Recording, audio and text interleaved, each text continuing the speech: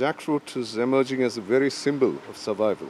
The tree and its fruit that gives shelter and life to even many microbes is our strength for today and hope for tomorrow. ഈ voice over നരേഷനാണ് ദേശീയ പുരസ്കാരം ഹരികൃഷ്ണന് നേടി കൊടുത്തിരിക്കുന്നത്. എന്തു തോന്നുന്നു പുരസ്കാരം? സന്തോഷം തോന്നുന്നു. എങ്ങനെയാണ് ഈ ഫീൽഡിലോട്ട് എങ്ങനെയാണ്?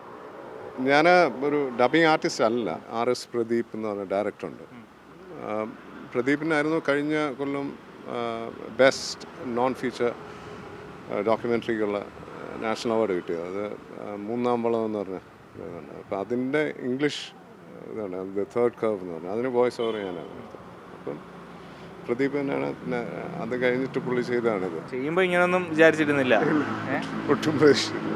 ഇത് അനൗൺസ് ചെയ്തപ്പോൾ ഞാൻ അറിഞ്ഞില്ല. ഞാൻ അവിടെ ഫേസ്ബുക്കിൽ ആരുടെ അടിയും കൂടിക്കൊണ്ടിരിക്കുകയായിരുന്നു.